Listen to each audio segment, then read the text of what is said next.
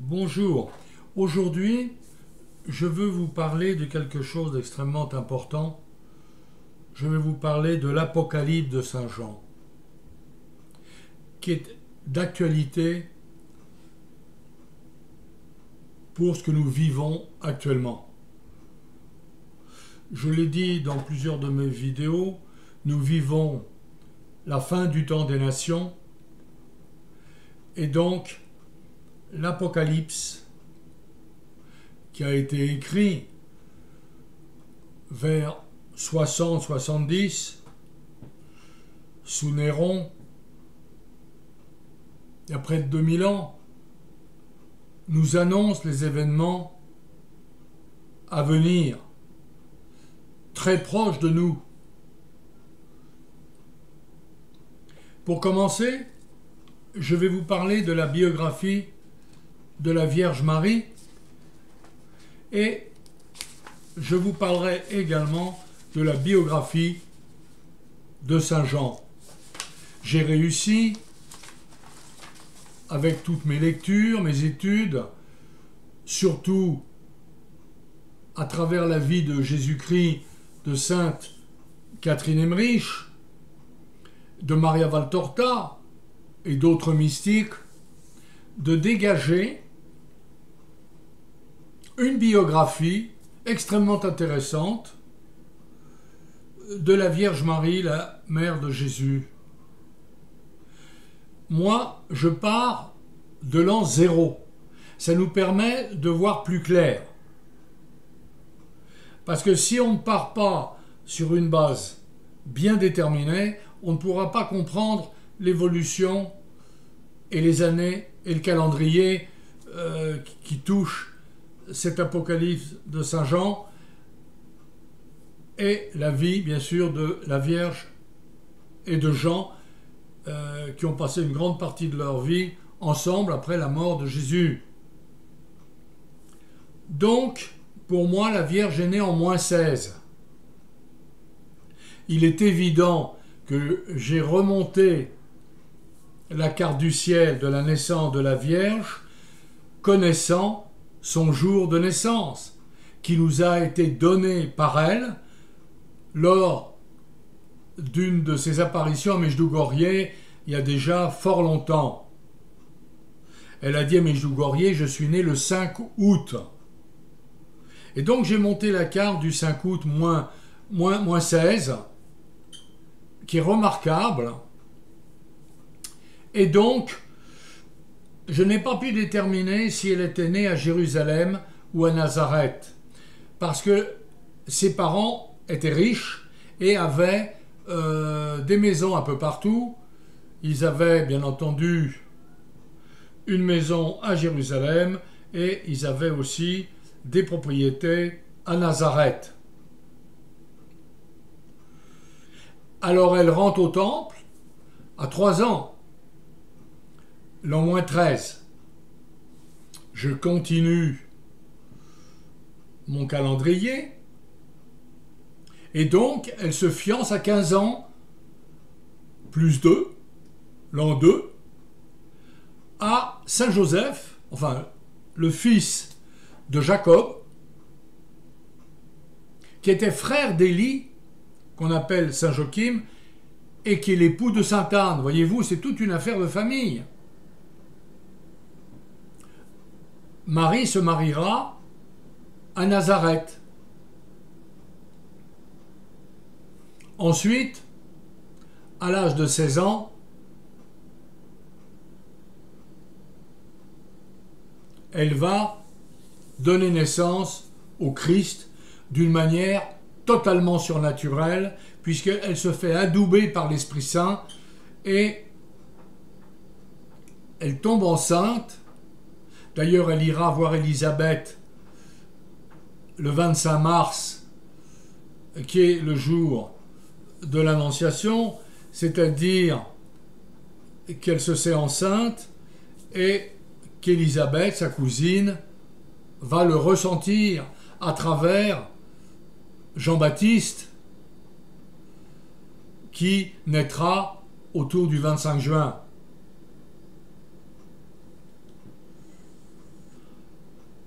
En l'an 15, elle perd son mari. La Vierge perd son époux. Saint Joseph meurt lorsqu'elle a 31 ans. En l'an 30, elle a 46 ans. Et c'est le départ de la mission de Jésus-Christ.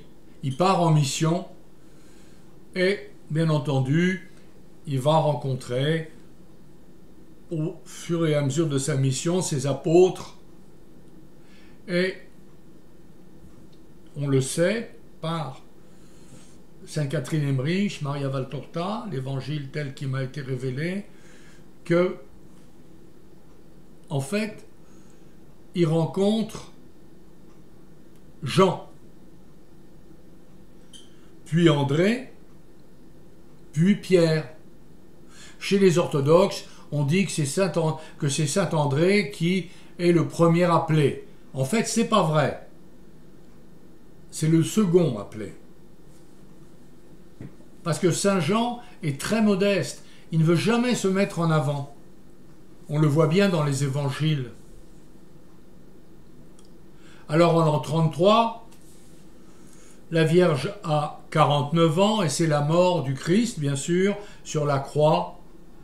Et Lazare, lui, donne une maison qu'il a, bien entendu, près de Béthanie, sur le mont des Oliviers, et elle va vivre avec Jean de Zébédée, Saint Jean, dans une toute petite maison, et elle y vivra 6 ans. Donc, en l'an 39, elle a 55 ans, et elle va partir à Éphèse.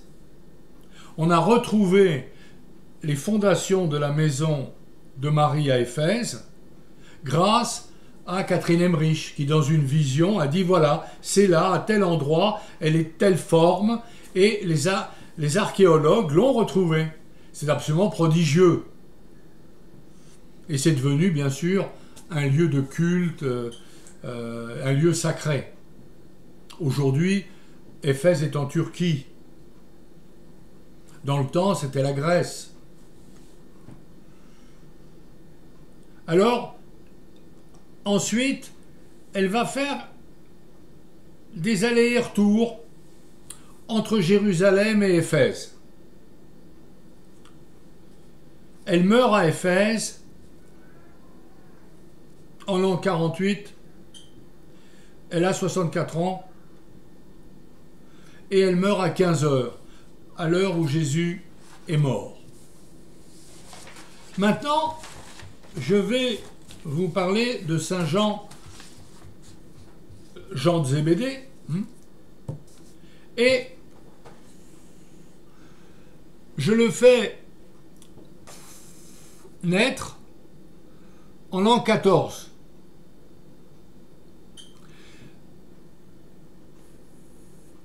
Il est né à Bethsaïda, près du lac de Tibériade. En fait, c'est un pêcheur qui est dans la bande de Pierre avec tous ses frères et tout ça, là. Et il a 16 ans, donc en l'an 30, il rencontre le Christ au Jourdain.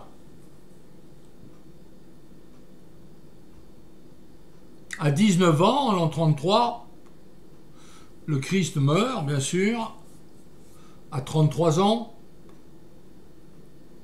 Et là, si vous voulez, en 45, à partir de 33, de l'an 33, les apôtres, les disciples, l'Église naissante du Christ est attaquée en permanence par le Sanhédrin, les grands prêtres, et surtout Saul.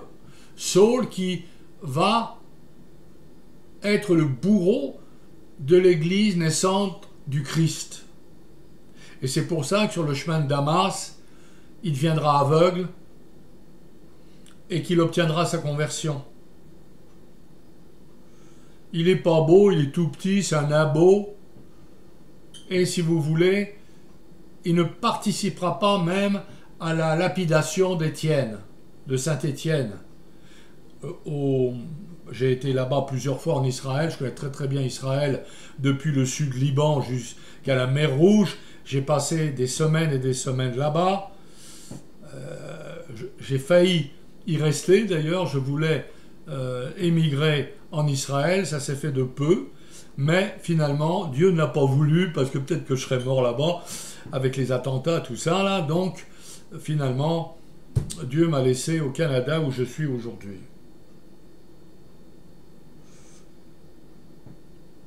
Alors, à partir de 45, d'ailleurs même Pierre en 44 part vers Rome. Tout le monde s'en va parce que Pierre ne veut pas que l'église s'effondre. Si tout le monde est tué, il n'y aura plus d'église. Donc à partir de 44, 45, alors à partir de là, Marie s'en va à Éphèse avec Jean. Les apôtres quittent Israël, bien entendu, et Pierre, finalement, ira à Rome s'installer. Marie, en 47, elle a 63 ans à peu près, elle fera son ascension donc à Éphèse. Il y a évidemment, entre l'évangile de Maria Valtorta et la vie de Jésus-Christ de sœur Catherine Emmerich, des contradictions. Je pense que Satan s'est infiltré là-dedans, il n'y a aucun doute, pour nous donner, pour nous distraire, pour nous mêler la tête. Enfin, elle fait des allers-retours entre Éphèse et Jérusalem régulièrement. Donc, si vous voulez, c'est un peu délicat de connaître exactement. Moi, je pense que l'ascension a eu lieu à Éphèse. En tout cas. Ensuite, à partir de l'ascension de la Vierge, Saint Jean reprend sa liberté. Et il va vivre à Patmos, où il aura des visions. Et c'est, si vous voulez, entre 60 et 70 qui va écrire l'Apocalypse sur une vingtaine d'années. Il faut penser qu'il a, en 70, 56 ans, en l'an 100, il aurait 86, et il meurt vers 120, et il a à peu près 106 ans. Jean meurt très très vieux, très très très vieux. D'ailleurs, dans la vie de Jésus-Christ, sœur Catherine Emmerich a une vision de Jean qui creuse sa tombe avec ses disciples autour de lui, et il sait l'heure de sa mort. De toute façon, il y a beaucoup de grands mystiques, des saints, qui ont connu le jour et l'heure de leur mort. À travers l'histoire de l'Église, c'est quelque chose d'assez régulier. Donc il s'est mis avec ses disciples à creuser sa propre tombe, et il s'allonge dans un suaire, il se met un suaire et il s'allonge dans la tombe et il s'endort. Voilà. Donc c'est une brève biographie que je voulais, bien entendu, vous présenter pour qu'on comprenne un peu la suite. Alors, je veux quand même vous présenter, avant de rentrer dans l'Apocalypse, un document exceptionnel. Voilà la généalogie du Christ qui a été établie par le marquis André de la Franquerie, qui a été mon ami pendant un quart de siècle, pendant 25 ans, qui d'ailleurs m'a reçu chez lui dans son château en France, et si vous voulez, qui a écrit dans un livre « Ascendance davidique des rois de France ». Alors c'est passionnant, parce que moi j'aime l'histoire, j'aime les généalogies, et donc, si vous voulez, nous voyons que Jésus, bien entendu, descend du roi David, d'accord, mais que l'arbre généalogique se trouve, il se trouve à quelque chose d'extraordinaire, c'est que par Mathan, qu'on appelle Mathan, qui descend de David, fait Saint Joseph d'Arimathie, qui était le frère d'Élie, qu'on disait Saint Joachim, qui est l'époux de Sainte Anne, la mère de la Vierge Marie. Alors il a encore un autre fils, Mathan, c'est Jacob. Et Jacob a deux fils, Saint Joseph et Alphée. Alphée aura 4 enfants, dont deux apôtres, Jacques d'Alphée et Jude d'Alphée. Et donc c'est absolument passionnant. C'est passionnant. Il est évident que Saint Joseph est le père putatif. Il n'y a pas eu de relation sexuelle entre la Vierge Marie et Saint Joseph, comme disent certaines sectes ou le protestantisme. L'adoubement de la Vierge est surnaturel, et moi j'y crois profondément. Puisqu'il faut savoir que les grenouilles sont fécondées sans le mâle, et que dans la nature humaine, il y a des espèces animales qui sont fécondées sans mâle. Donc, si dans la nature, il y a des animaux qui sont fécondés sans mâle, on peut penser que les humains peuvent être fécondés sans mâle. Mais je veux dire, il n'y a que la Vierge Marie qui est unique, parce qu'elle était conçue sans péché aussi. Je ne peux pas partir là-dedans, parce que là, je ne vais pas m'en sortir, et ça va être trop long. L'objectif, c'était de vous parler de ceci. Donc, quand vous relirez l'Évangile, etc., l'Ancien Testament, le Nouveau Testament, rappelez-vous de Saint Joseph d'Arimathie qui va aller demander le corps du Christ pour pouvoir l'enterrer dans son tombeau tout neuf. Voyez-vous, il était riche, Saint Joseph d'Arimathie. Mais ils étaient tous des cousins,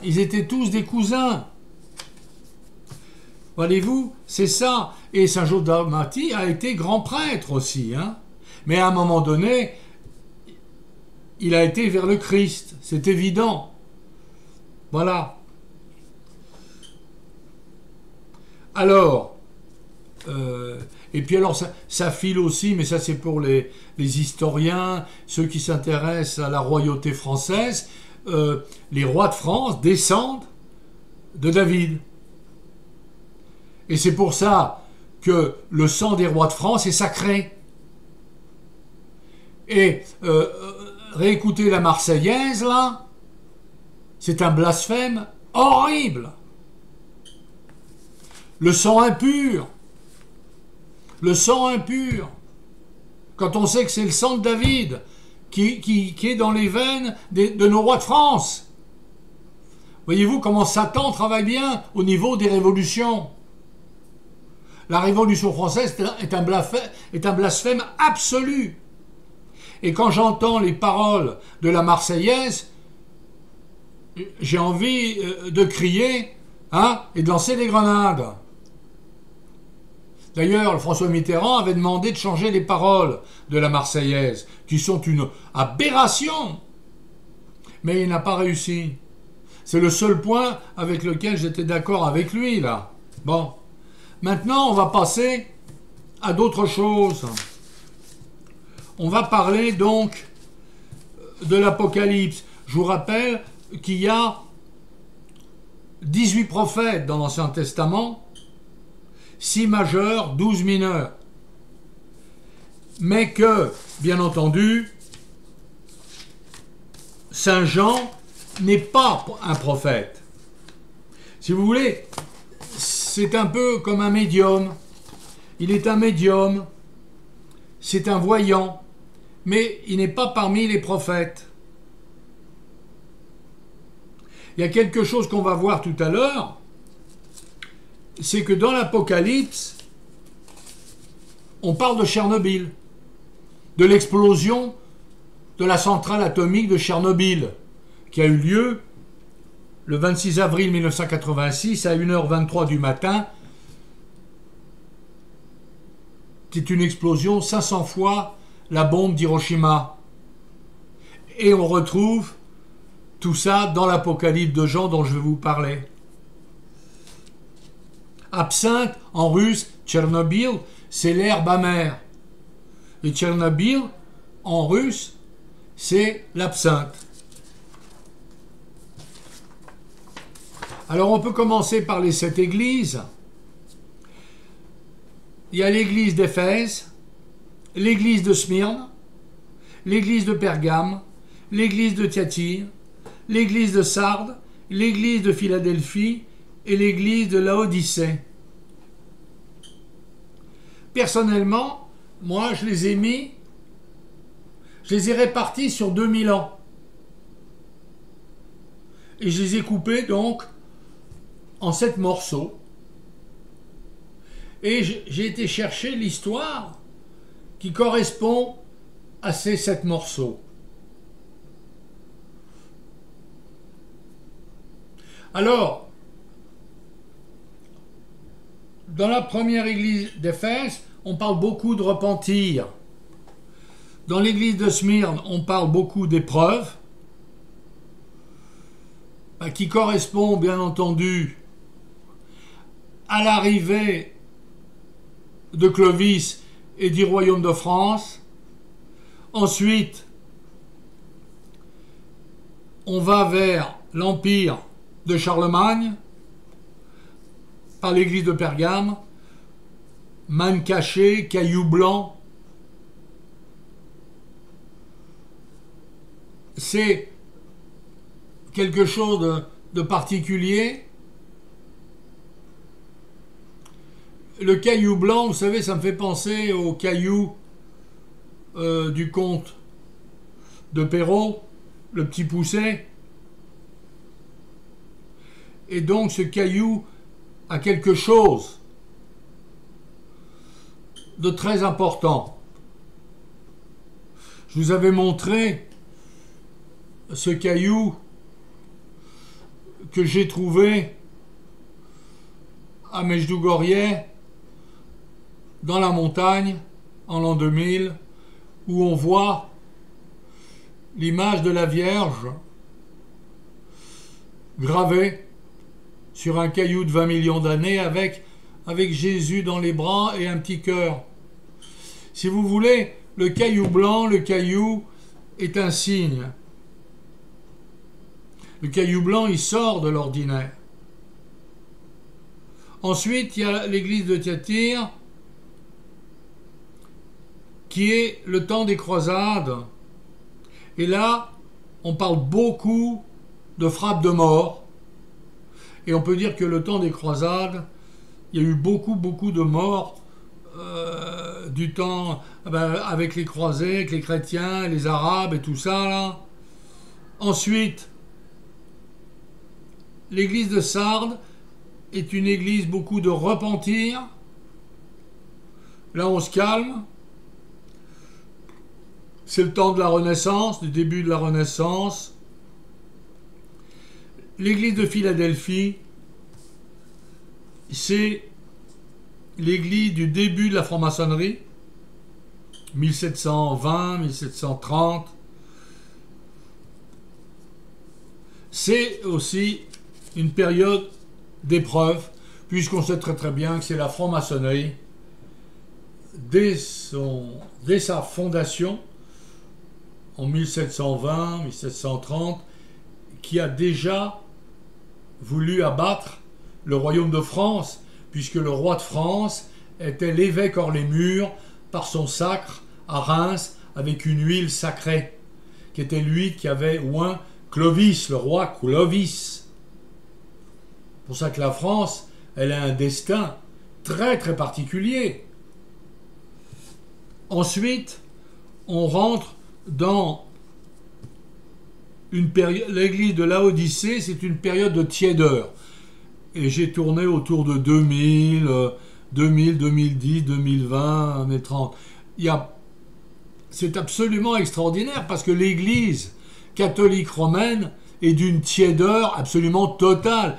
C'est du jus, c'est fini, c'est du jus de chicle, il n'y a plus rien, il n'y a plus rien. Il n'y a pas 2% de pratiquants parmi le milliard de chrétiens.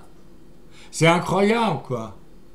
Qu'après 2000 ans, l'église du Christ est quasiment à terre. Elle a presque disparu. Mais elle aura des épreuves. Parce qu'elle va être mise à mort, bien entendu. Ensuite, on rentre dans les 7 sceaux. Dans l'Apocalypse, il y a la période des 7 sceaux.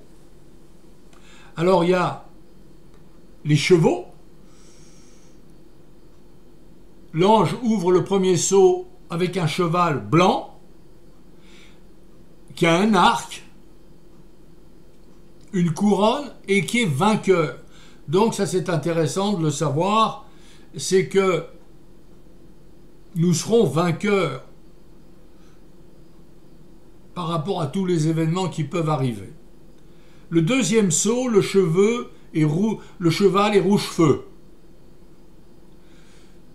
C'est l'image du sang, des explosions, et ce cheval ne donne pas la paix. Il égorge et il a une épée. Donc c'est une période assez terrible. Le troisième sceau nous fait apparaître le cheval noir. Bien entendu, c'est plutôt une période difficile, de noirceur,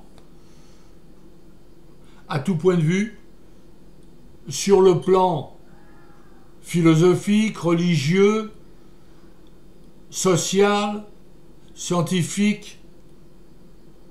Et il est dit que ce cheval possède une balance. La balance, c'est le signe du droit. C'est le signe d'un équilibre. Mais il nous dit que le blé et l'orge vaudront 10 deniers. Il faut 30 deniers. Alors, le quintal, par exemple, je sais pas, enfin, avec une mesure. Et donc, si vous voulez, que les céréales seront hors de prix. Il faut savoir que avec les 30 deniers de Judas, là, les Juifs ont acheté un terrain. Donc, si vous voulez, on pouvait acheter un terrain avec 30 deniers. Bon, alors, si le blé et l'orge sont hors de prix, ça fait penser tout de suite à l'inflation de 2022 déjà. Parce que, je vais vous dire, les prix vont pas mal augmenter. Hein, bon. Ensuite, on a le 4e sceau avec un cheval verdâtre. Et c'est la mort. La mort qui est le maître de l'Hadès. L'Hadès, c'est le maître des enfers. Donc, extermination. Il est dit qu'un quart de la terre sera exterminé par des famines, des guerres, des pestes, ça veut dire des épidémies, hein, comme le Covid ou comme je sais pas quoi, et puis des fauves. Ben, quand il n'y aura plus à bouffer, les fauves boufferont les cadavres dans les rues, hein, c'est clair. Hein, c'est ce qui se passait à Leningrad en 1942. Moi, j'ai connu des Russes qui m'ont raconté qu'on mangeait les morts. C'était interdit de bouffer les morts, mais ils bouffaient pareil. Parce que quand tu as mangé les chats, les chiens et les chevaux, qu'est-ce qu'il reste? Il n'y a plus que les humains. Donc, il y a eu du cannibalisme en Russie, du temps de la révolution de 17-18, mais aussi pendant la guerre de 41-45. Donc, si vous voulez, les humains sont prêts à n'importe quoi pour bouffer. Hein. Bon. Le 5e sceau, c'est le temps des martyrs, qui disent: à quand la justice? Quand pourrons-nous recevoir la justice, quand on va nous donner une vraie justice. Les martyrs commencent à crier. Ensuite, le 6e sceau, tremblement de terre, le soleil noir, la lune est couleur de sang, et les astres tombent, et les hommes partent se réfugier dans les cavernes. Et on parle bien sûr d'un jour de colère. Dies irae, dies illa. Hein? Bon. Alors, on commence bien entendu à approcher les temps de la fin, là. Ça, c'est évident. On parle de 12 tribus qui doivent être marquées au front avant les événements. Alors les 12 tribus d'Israël, là, bon, Juda, Ruben, Gad, Aser, Nephtali, Manassé, Siméon, Lévi, Issachar, Zaboulon, Joseph et Benjamin. Le 7e sceau est un sceau de silence. Le silence dure une demi-heure. Mais si on prend un jour égale 100 ans, c'est-à-dire 24 heures égale 100 ans, alors une demi-heure égale 2 ans. Donc, il y aura un moment d'arrêt où on n'entendra plus rien. Plus de bruit, plus de tonnerre, plus de canonnade. Mais bien entendu, ça reprendra puisqu'on voit dans le 7e sceau des tonnerres, des éclairs et que, bien entendu, tout ça peut venir du ciel. Alors, on va avancer là tranquillement parce que c'est pas facile de démêler le symbolique du réel. Parce que Saint Jean, il a vu des trucs extraordinaires. Il parle de sauterelles qui piquent comme des scorpions. Mais la sauterelle fait penser aux bombardiers B-52 de la guerre 39-45 qui a des tourelles devant le poste de pilotage et des tourelles derrière qui tirent à la mitrailleuse et qui piquent parce qu'il dit les sauterelles piqueront comme les scorpions. Lui, il y a 2000 ans, il ne pouvait pas comprendre les avions, les chars et tout ça. Donc, il décrit avec des animaux. Maintenant, on aborde les 7 trompettes. Donc, première trompette, grêle, sang, 1/3 de la terre sera consumée. C'est pas facile à supporter. Deuxième trompette, il parle d'un astéroïde, il parle d'une montagne qui se jette dans la mer. 1/3 de la mer sera du sang, 1/3 des animaux mourront et 1/3 des navires seront détruits. On peut penser que ça vient du ciel. Mais il y a 2 choses. Ça peut être la pluie d'astéroïdes, car il y a des mystiques qui en ont parlé depuis des années, il y a 20 ans. Ils voyaient une pluie d'astéroïdes derrière le Soleil arriver sur la Terre, vers la Terre. Bon. Mais c'est des distances de millions de kilomètres, tout ça. Il ne faut pas oublier que le Soleil est à 149 millions de kilomètres de la Terre. Bon, donc c'est des distances absolument prodigieuses. Alors, je vais vous parler surtout de la 3e trompette. Et c'est la 3e trompette qui m'a attiré l'attention. L'astre tombe et brûle comme une torche qui s'appelle absinthe. Et c'est là où j'ai pensé à Tchernobyl. Puisque on nous dit très vite que 1/3 des eaux se change en absinthe, qui veut dire aussi eau amère, les eaux amères. Mais les eaux radioactives, elles sont amères, tu ne peux plus les boire, parce que tu vas briller la nuit. Hein? Quand on devient radioactif, on brûle la nuit. D'ailleurs, il y a des saints, et même Jésus a brûlé, il était radioactif. Il y a des saints qui dégageaient une radioactivité, et qui dans la nuit brillaient. comme Charbel, comme Padre Pio. Il brûlait, il était lumineux la nuit. Bon. Alors, les gens meurent, un tiers du soleil et un tiers de la lune, un tiers des étoiles vont diminuer de clarté. Malheur à la terre à travers la quatrième trompette. Un tiers du soleil, un tiers de la lune, un tiers des étoiles diminue de clarté. Malheur à la terre. Bon. La cinquième trompette. Alors là, l'astre tombe sur la terre. Il le dit, et il y a comme des puits qui vont se former en profondeur. Comme un astéroïde qui est tombé dans le golfe du Mexique il y a 66 millions d'années et qui a fait un cratère de 180 km de diamètre et 80 km de profondeur. Il parle de fumée, on parle de sauterelles dont je vous ai parlé là. Ça peut être des avions. Parce qu'il parle de piqûres de scorpions, je vous l'ai dit, c'est ça. Alors tout ça va durer 5 mois. Les hommes chercheront la mort sans la trouver. Et je vous ramène à mon émission, je crois, Prophétie pour notre temps, où... attendez là, je vais aller regarder.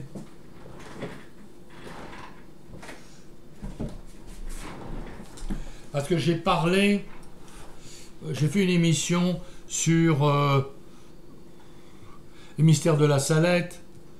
Enfin, je vous rappelle mes 2 livres, Les mystères du christianisme et Prophétie pour notre temps, où j'ai tout raconté là. Bon, Prophétie pour notre temps, j'ai parlé beaucoup d'Akita. Akita, si vous voulez, nous annonce de terribles châtiments. Akita, c'est 1973. La Vierge apparaît à Sœur Agnès et elle raconte tout ça.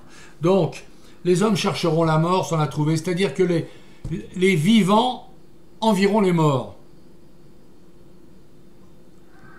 Malheur. Ensuite, la 6e trompette, les hommes sur l'Euphrate. On parle de gens sur l'Euphrate. L'Euphrate, c'est l'Iran, hein, la Perse. Un tiers des hommes pourrait périr. Et une armée de 200 millions de gens, je pense aux Arabes, les Arabes sont à peu près 200 millions. Donc si vous voulez, parce qu'ils vont encercler Israël à un moment donné, Israël tombera. Israël tombera, il y aura une très grande bataille, la bataille de Megiddo, Armageddon, et si vous voulez, je pense bien sûr aussi aux canons, et avec des têtes nucléaires et tout ça, parce que je pense profondément à une guerre nucléaire à un moment donné. La guerre en Ukraine est un début, là. Bien sûr. Il y a beaucoup d'autres choses qui vont venir après. Il y a l'imminence, bien entendu, du châtiment final dans l'Apocalypse. Il y a un petit livre qui est avalé. Bon, ça c'est l'Évangile. Les 2 témoins. Il y aura 2 témoins qui viendront. Je pense, il y a Élie, et puis il y en a un autre là. Bon, enfin. Après, il y a la 7e trompette. Alors, 2 malheurs sont déjà passés à la 7e trompette, et on a le 3e qui vient. Il y a la vision de la femme et du dragon. Ben ça, c'est Marie qui a le dragon sous les pieds. Le dragon transmet son pouvoir à la bête. Moi, je considère que la bête, c'est la Chine, il n'y a pas de problème. Il y a un faux prophète qui viendra. Ça peut être l'Antéchrist. D'ailleurs, qui est né d'un prêtre défroqué, d'une sœur défroquée, qui aura des dents dans sa bouche à la naissance, tout ça. Bon, après, il y aura l'heure du jugement.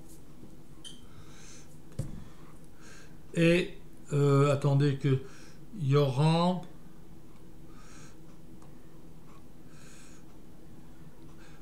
Je pense que c'est l'invasion des nations, les 7 fléaux, le châtiment de Babylone, l'extermination des nations païennes, un règne de 1000 ans, un deuxième combat, le jugement des nations, puis la Jérusalem céleste. On ne peut pas tout comprendre dans l'Apocalypse. Je pense que Jean l'a fait exprès, enfin, ou que Dieu l'a fait exprès, pour que tout ne soit pas clarifié à 100%, là où tu suis comme un calendrier des postes tous les événements à venir. Mais je l'ai déjà dit dans des émissions, je pense que tout va se jouer entre 2022-2033. Voilà. Pour moi, là, au train où ça va, avec les événements qui se passent dans le monde, là, on ne peut pas aller bien plus... On ne pourra pas aller bien loin. Si vous voulez. L'énergie nucléaire, toutes les saloperies, là, on a dérobé le feu du ciel, et c'est par le feu du ciel qu'on va être puni, qu'on sera châtié. C'est pas possible autrement. Parce qu'il va falloir purifier la terre. La terre est devenue un cloaque, on le sait bien, c'est inimaginable ce qu'on a pu faire de la terre en 100 ans. Donc si vous voulez, il faut prier. Il ne faut pas avoir peur des événements, parce que la peur est très mauvaise conseillère. Donc n'ayez pas peur, comme disait Jean-Paul II, non abbiate paura. N'ayez pas peur. Si vous avez le Christ dans le cœur, ou votre religion dans le cœur, ou Dieu dans vos cœurs, il n'y a pas de problème. Je crois profondément à une vie après la mort. Je crois qu'il y a une éternité, un présent éternel. C'est pour ça que les mystiques peuvent aller en arrière, aujourd'hui et en avant dans le futur. La Vierge, elle connaît tout, bien sûr. Elle connaît le présent, le passé, le futur. Et elle nous donne quelques vues du futur quand on en a besoin à travers ses apparitions. Il faut comprendre que Fatima, La Salette, Akita et Medjugorje sont une suite. Les 10 secrets ont déjà été révélés à Medjugorje aux voyants, donc nous n'avons juste qu'à attendre que les événements se mettent en place. Enfin voilà ce que je voulais vous dire aujourd'hui. J'ai pensé que c'était important parce que je ne sais pas si je pourrais continuer à faire des émissions. Je ne suis, tout le monde ne m'aime pas, sachez-le. J'ai beaucoup de compliments, je vous remercie. Si vous voulez acheter mes bouquins là, en valeur, c'est numérique, c'est numérique. Ils ne sont pas vendus papier, ils sont en numérique. Vous pouvez toujours me contacter, les gens me contactent régulièrement, et puis voilà, le paiement se fait par PayPal à mon adresse que j'ai donnée plusieurs fois là. Voilà. En tout cas, je vous souhaite une bonne journée là, et puis ne vous découragez pas, tant qu'il y a de la vie, il y a de l'espoir. Allez, bye bye.